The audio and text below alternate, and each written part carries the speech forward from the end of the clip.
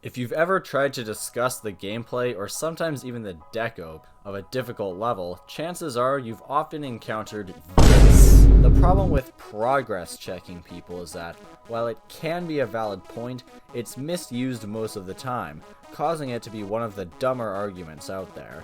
But before I get into why I think that this argument is flawed, we need to establish what it is. Progress checking usually entails seeing a take on an extreme demon and replying with progress check. Sometimes you'll elaborate it, but your message is the same. The implication being that unless someone has significant progress on a level, they aren't qualified to discuss its quality or difficulty. And now you're probably thinking, well, that actually makes sense, what's so bad about it? The first thing I take issue with is that this argument implies that the only way to get a grasp of gameplay is to play it for thousands of attempts, which is not true. There are so many aspects that directly contribute to a level's enjoyability: sync, flow, sight readability, difficulty balance, I could go on, which can all be observed and understood without actually playing the level. There are times when you can tell just by watching that a piece of gameplay is stupid or unfair. Example, it's pretty safe to say that this 50 CPS wave section at the end of Silent Circles, if it were possible, would be pretty unfun.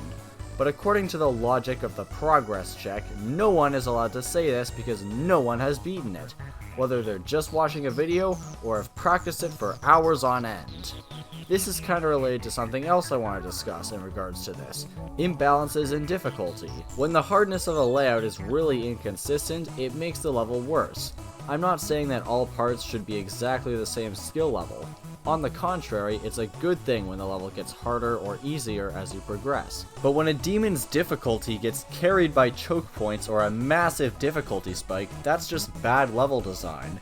There's probably going to be a few weird people in the comments who claim that unbalanced GP is fun, but I think most of us can agree that it isn't. But even when it's seemingly obvious that a demon is grossly imbalanced, I'll often be told that it's impossible for a mere mortal such as myself to judge the difficulty of the parts, which is something I addressed in my Sakupin Circles video. And before you write an essay in the comments about how I can't know how good the gameplay is because I haven't performed a run of it, you're wrong.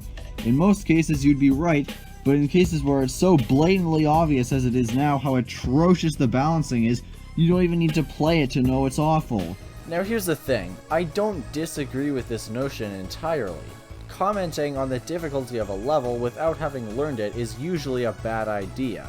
But there are definitely scenarios when you can tell that there's been a large spike in difficulty. If you're finding this video interesting thus far, consider subscribing. I make commentaries about GDE every week, and by hitting that red button you can be sure that you won't miss an upload. Now back to why progress check is a dumb argument.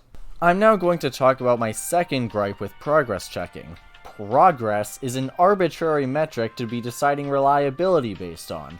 The percentage of a level you've beaten in normal mode doesn't take into account the time you spent learning and playing it, the amount of attempts you have, or how lucky you got with certain sections, all of which are things that affect your perception of quality. By these people's logic, a guy who did one attempt on, say, Arcturus and fluked to 70% by some miracle would have a greater say in determining how good the gameplay is than someone who has 40% after months of grinding. Personally, I don't give a rat's ass how far you've done in normal mode. If you have thousands of attempts on a demon and have played all the parts a lot, and you say it's a steaming pile of shit, I can trust that this is an educated opinion which deserves to be taken into account. If you're trying to decide which players to trust, don't immediately jump to whoever's beaten the level or has the most progress or is the most well known. Instead, we should take a more nuanced look into how much experience they have with it and biases that may color their opinion. All of what I've been discussing over the past few minutes raises the question of whose opinion matters the most. When it comes to the general public, dumb fucks like me who fill the internet with their hot takes about top 1s when their hardest is an easy demon, what we say about difficulty and enjoyability doesn't hold up well when it contradicts the insights of someone who's spent more time with the level. That being said, my above arguments still apply. Certain aspects of gameplay can be evaluated without playing the level, and most people who progress check are just as bad at the game as their victims and also have strong opinions about extreme demons. And now in terms of people who actually have played the levels they discuss. What tends to happen is that the community will flock to the opinion of whoever's beaten the level. or if there are several, they'll take the side of their favorite top player. Even if the person they're discussing with has played the level, they'll still try to find a way to shut down any disagreement, as the word of the top player is often seen as the word of God.